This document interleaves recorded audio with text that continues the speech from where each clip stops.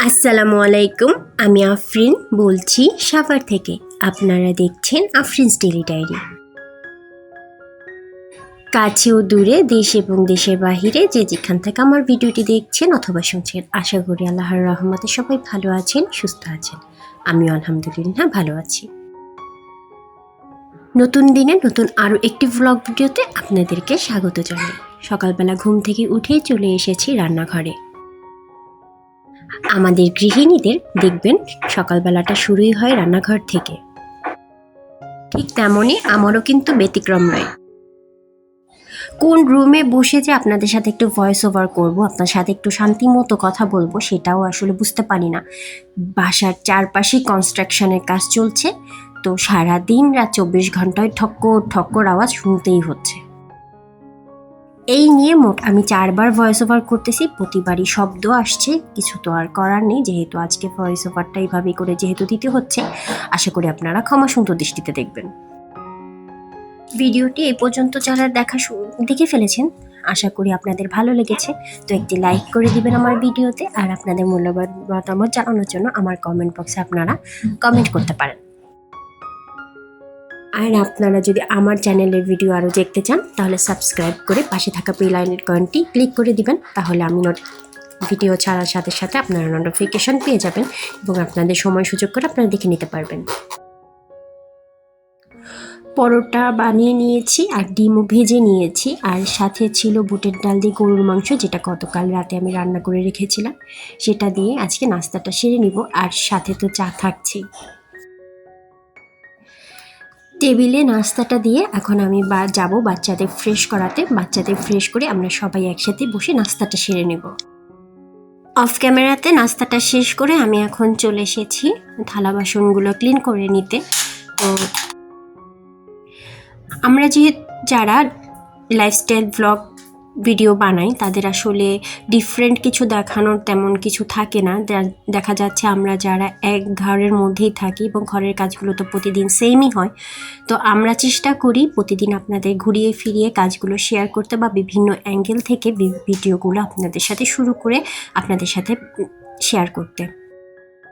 হোক, আমার কিন্তু থালা বাসন ক্লিন করা হয়ে গেছে। এই যে দেখুন, আমার র্যাকে কোনো থালা বাসন নেই, সব মোটামুটি সকালবেলা নামিয়ে আমার ব্যবহার করা এক ধাপ্পা হয়ে গেছে। আর আমি খুব কম থালা বাসন চেষ্টা করি বের করে নোংরা করার, মানে যত বাহিরে থাকবে আমার কাছে মনে হয় তত বেশি নোংরা হবে, তত বেশি পরিষ্কারের ঝামেলাটা মানে হতে হয়।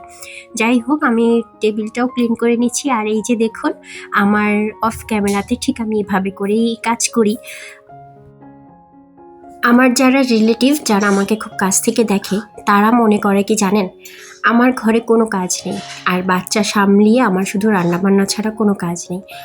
আর যেহেতু আমার বাচ্চারা এখন একটু বড় হয়ে গেছে, তাই ওদেরকে কোলে নিতে হয় না, ওদেরকে নিয়ে আমার কোনো কষ্ট হয় না। যাই হোক, এটা মনে হয় সবাইকেই শুনতে হয়, আমাকেও অ্যাজ ইউজুয়াল শুনতে হয়, তুমি তো সারাদিন ঘরের মধ্যে বাচ্চা নিয়েই থাকো।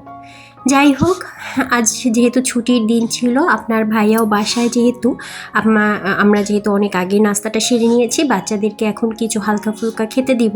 যেমন ওদেরকে এখন কিছু চিপস ভেজে দিব, পাঁপড়গুলো ওরা খেতে খুব ভালোবাসে, তো ওদের সাথে ওদের বাবাকেও একটু ভেজে দিব। এই পাঁপড়গুলো না ছোটোবেলায় আমরা খুব খেতাম। আপনারা কারা কারা খেয়েছেন আর বা খেতে এখনও পছন্দ করেন, তারা আমাকে কমেন্ট করে জানাবেন। আমার মা বাড়ি থেকে আমাদের জন্য বিভিন্ন শেপের, বিভিন্ন কালারের এগুলো পাঠানোর চেষ্টা করে যখনই দেখে, যেহেতু তাদের আপারা খুব পছন্দ করে, তাই আমারও কিন্তু খেতে চিনি দিয়ে বেশি ভালো লাগে। আপনারা কে কীভাবে খান অবশ্যই আমাকে জানাতে পারেন।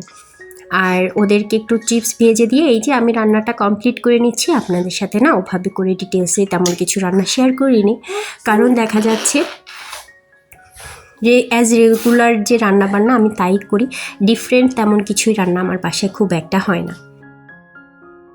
আমার আশেপাশে থেকে আমার বাচ্চাদের আপনারা শব্দ পেতে পারেন, কারণ ওরা দুজনেই আমার কাছে। কিছুই করার নেই, আসলে এখন আমরা একটু বাহিরে যাব, খুব তাড়াহুড়ো করে আমি ভয়েস ওভারটা করে দেখি, চেষ্টা করে এটা একটু পাবলিশড করে দিয়ে যেতে পারি কিনা। এই যে পাতাকপিটা ভাপিয়ে রেখেছি, আর এখন এটা বাগার দেওয়ার জন্য পেঁয়াজ আর রসুন আমি ভেজে এটাকে বাগার দিয়ে দিব।